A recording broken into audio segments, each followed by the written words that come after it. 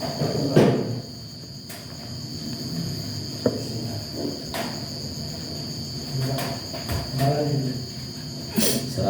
warahmatullahi wabarakatuh. Waalaikumsalam warahmatullahi wabarakatuh. Al-Fatihah. A'udzubillahi minasyaitonir rajim. Bismillahirrahmanirrahim. Alhamdulillahi rabbil alamin arrahmanir rahim maliki yaumiddin.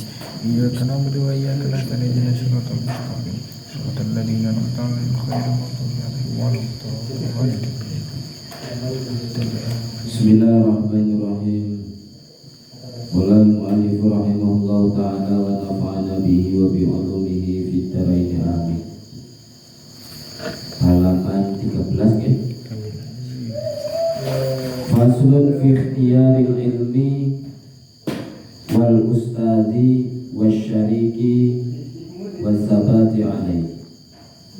Faslun utawi kono pasal suwiji fi ikhtiyaril ilmi kang tetep ing dalem mertelakake milih ilmu, wal ustadi lan guru, wasyariki lan kanca bergaul, wasabati lan netepi atau tabah alaihi ing atase ilmu. Yen bagi seyogyane li talabil ilmi kedue wong kang ngaji ilmu. Yen bagi seyogyane li talabil ilmi kedue santri apa ayah taro yen to milih sapa santri. Ayah taro yen to milih sapa santri mingkuli ilmin saking saben-saben ilmu ahsanahu ing sak bagus-baguse ilmu. Sebaiknya seorang santri itu agar memilih setiap ilmu yang paling pas untuk dirinya. Wa malan ilmu yahtaju kang butuh sapa santri ilaihi maring fi amri dinihi ing dalam urusan agamane santri. Fi amri dinihi ing dalam urusan agamane santri. Fil hali ing dalam saknalika santri memilih ilmu yang terbaik dan memilih ilmu yang dibutuhkannya di dalam urusan agamanya saat itu. Saknalika saat ini apa yang dibutuhkan dalam urusan agamanya? Pengen bisa memahami Al-Quran, maka pelajarilah bahasa Arab, nahwu, shorof, balaghah.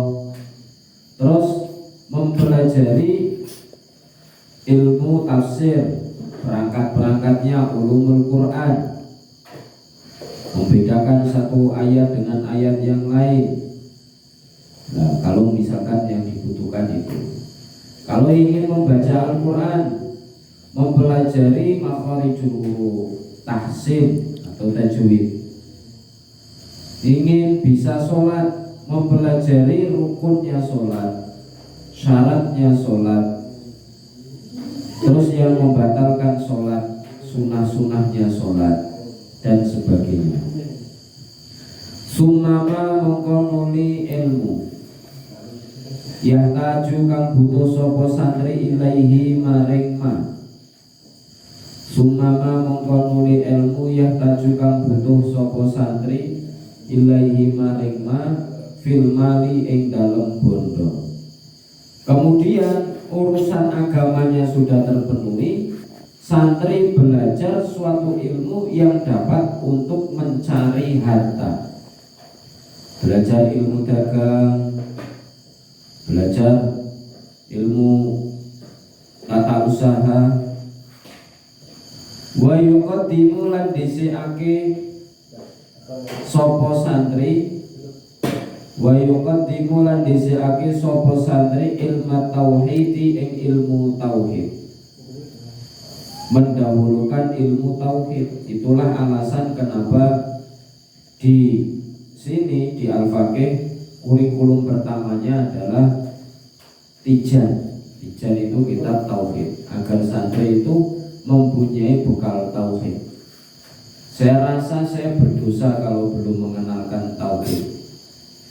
Wujud, tidak, baqa, mukhalafatul hawadis, belum mengenalkan Tuhannya dan Nabi. Saya rasa saya akan berdosa. Maka saat itu saya milih kurikulum materi yang pertama adalah tijan, santri disuruh membaca. Plus saya tulis terjemahnya sekalian kalau mau dijadikan bacaan. Wa yuqaddimu ilmat tauhid, wajib ini. Wa ya'rifu lan ngawruhi sapa santri Allah Ta'ala ing Gusti Allah Ta'ala bidalili kelawan dalil. Jadi mengenal Tuhannya itu tidak hanya ikut-ikutan saja, tapi kalau ngaji tauhid dia kan tahu dalilnya. Fa inna imanal muqallidi, fa inna imanal muqallidi, mongko sak temene imane wong kang muqallid. Orang yang muqallid itu orang yang alladzi la yakunu mustadilu, orang yang tidak memiliki dalil.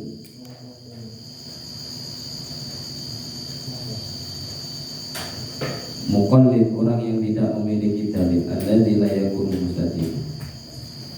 mustadilan. Wa ikana senajan ono sapa santri, wa ikana senajan ono apa muqallid, sahihan iku bener, sahihan iku bener indana ing dalem mungguh kita, indana ing dalem mungguh kita.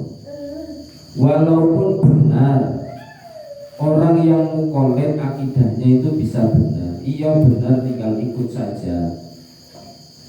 Wis pokoknya anggaran sunnah wal jamaah menulis benar, memang benar, tapi lakin tetapi ini ya kuno ono sapa muqallid iku asiman dosa. Berdosa kenapa? Bitarkil istidlali, sebab ninggal amrih dalil. Karena berdosa meninggalkan untuk mencari dalil atau petunjuk. Dosanya di situ. Wa yuftara lan milih,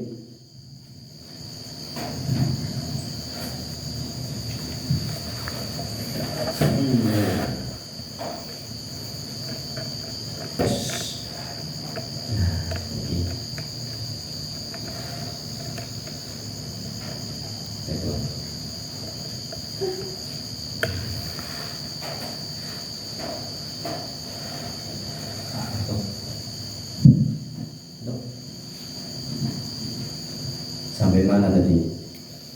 Wa yuftara lan milih sapa santri. Gitu. Al-atiqa ing ilmu kang berguna. Maksudnya berguna itu al-atiq itu maksudnya ayil qadimi wa huwa ilmun nabi, yaitu ilmu yang terdahulu, ilmunya Nabi wa ashabihi wa tabi'in wa tabi'ut tabi'in. Ilmunya Nabi, ilmunya para sahabat, ilmunya para tabi'in dan tabi'ut tabi'in. Itu yang dimaksud ilmu atiq. Tentang tauhid, panjenengan tidak boleh ikut yang baru, baru. Tauhid sejak zamannya para sahabat. Allah itu tidak layak untuk ditanyakan di mana Allah.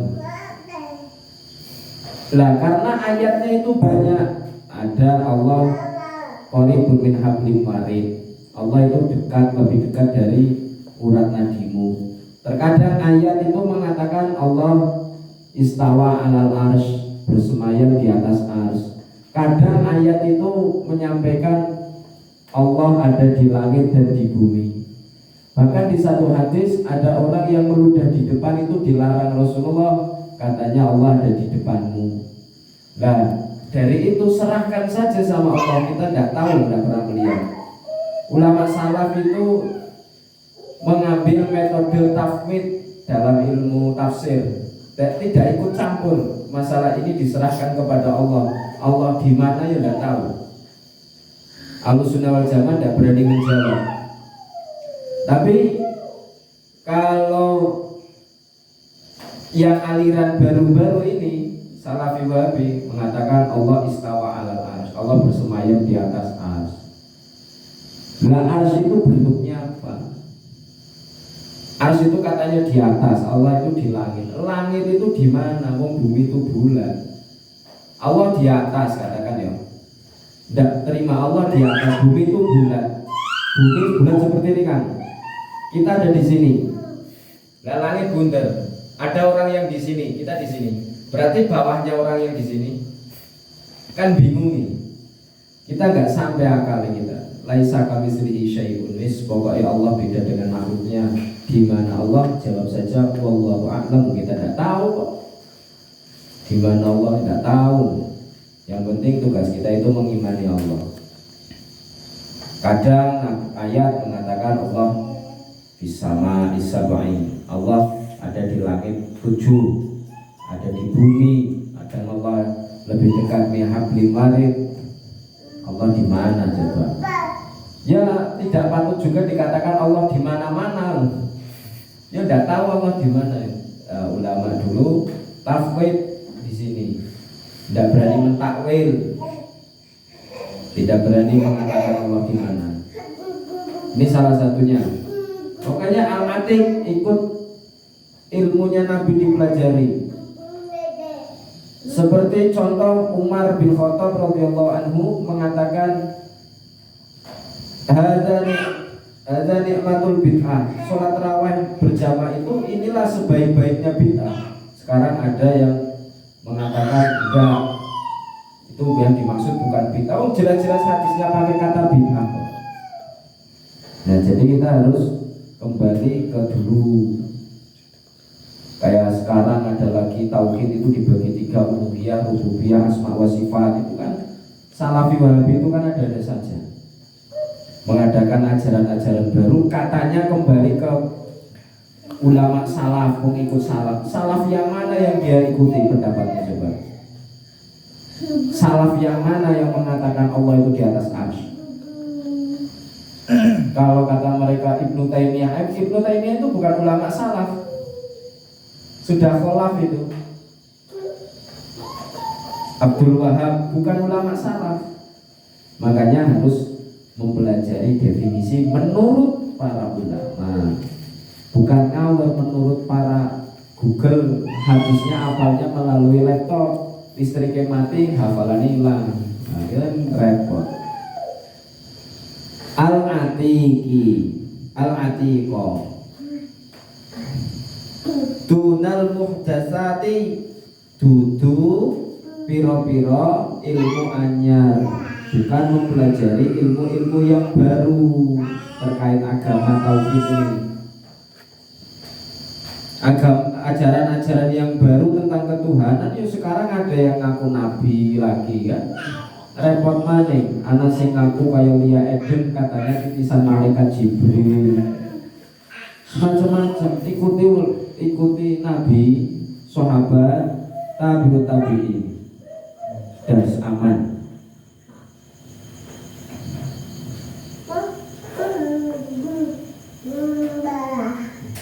Qalu ngendika sapa ulama alaikum natapono ing atase sira kabeh, alaikum natapono sira kabeh bil atiki kelawan ilmu qadim, kelawan ilmu kang guna. Wa iyyakum lan medya sapa sira wal muhdasati ing pira-pira ilmu anyar.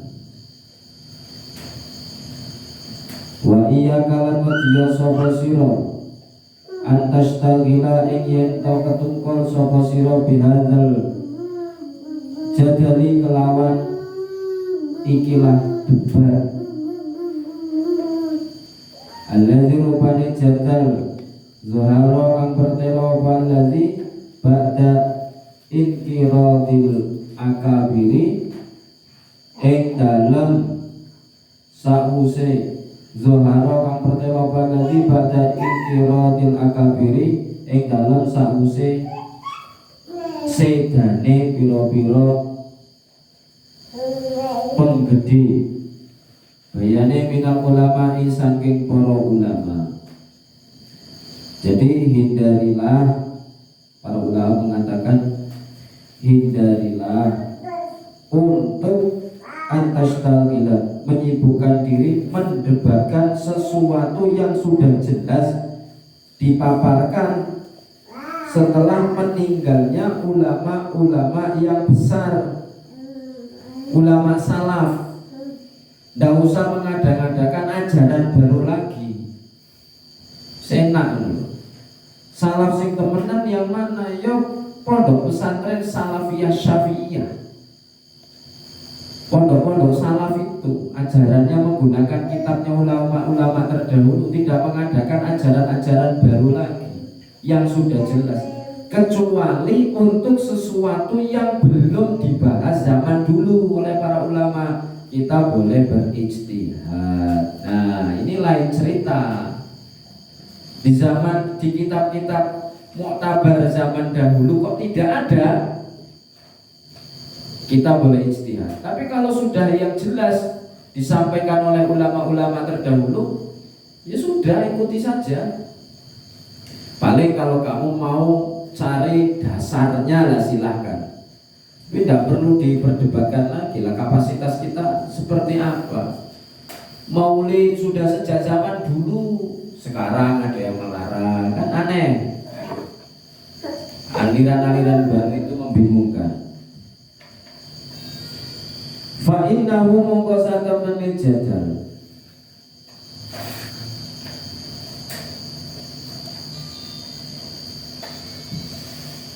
iku yubaidu ngaduhake apa jadal atau liba yang santri anil fikhi saking pemahaman fikih. Perdebatan-perdebatan yang sudah tampak itu hanya akan menjauhkan dari pemahaman fikih. Wa yudayyu lan nyiake apa jadal al umroh ing umur.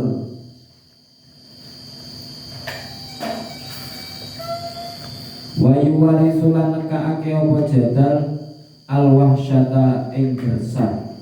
Gersah itu keresahan. Wal adawata lan permusuhan. Loh kan gara-gara ada aliran-aliran baru itu Islam kan mulai gegeran tok anune. Diunekke ngene bid'ah, ngene anu. Akhirnya ada penolakan masjid dan sebagainya. Gegeran tok adanya. Menimbulkan permusuhan. Silaturahim dipedot keluar dari grup WA. Ini kula nyok nyindir. Keluar dari grup WA keras anti tahlilan cari keluarganya ahli bid'ah. Keluar dari grup WA keluarga. Tak kira masalah apa keluar dari grup keluarga, apa masalah tukaran, jebol karena masalah perbedaan yang seperti itu. Kan lagu aneh. Padahal masih sama-sama Islam. Wa huwa utawi jadal iku min asyrati saati, tetap setengah saking piro-piro syarate kiamat. Lo perdebatan-perdebatan seperti itu sebagian dari syarat-syarat terjadinya kiamat. Wartifa'il ilmi lan kaangkate ilmu. Wartifa'il ilmi lan kaangkate ilmu. Wal fikhi lan fikih. Wal fikhi lan fikih. Kada kaya mengkono asyrati sa'ah waroda temuka apa jadal fil hadis ing dalam hadis. Tuh, dijelaskan di dalam hadis tanda terangkat sebagian dari syaratnya terjadinya kiamat, terangkatnya ilmu.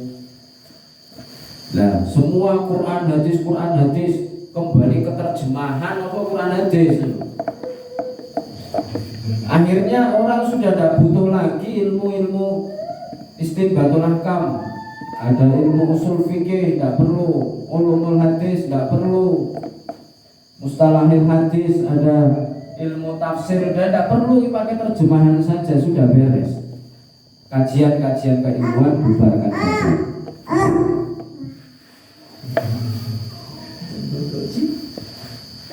Baca buku, nopo sih? Ini buku ya, sekedar mal ya, sekedar mal, masih.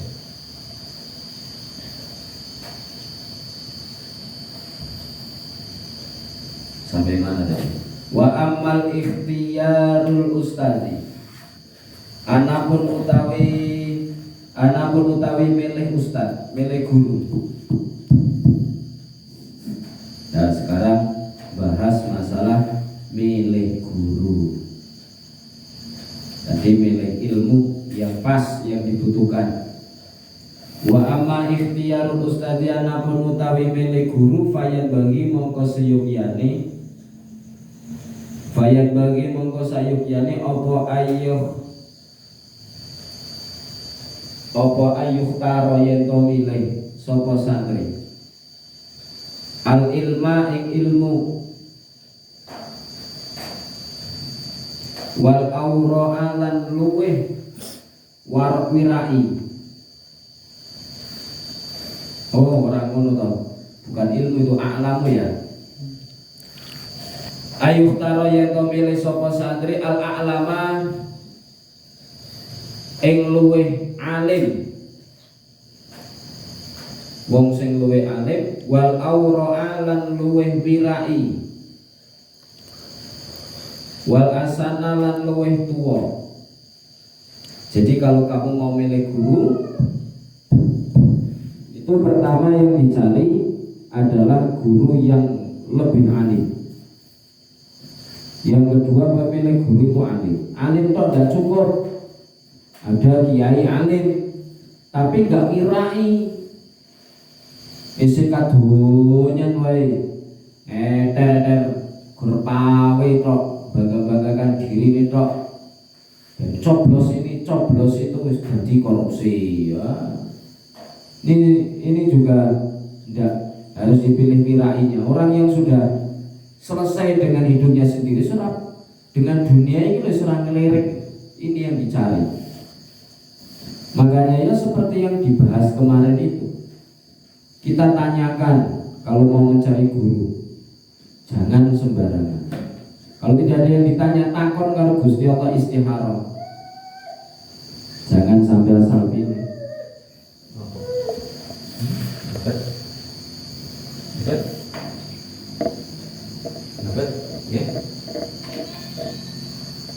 Ya. Terus milih guru yang lebih tua.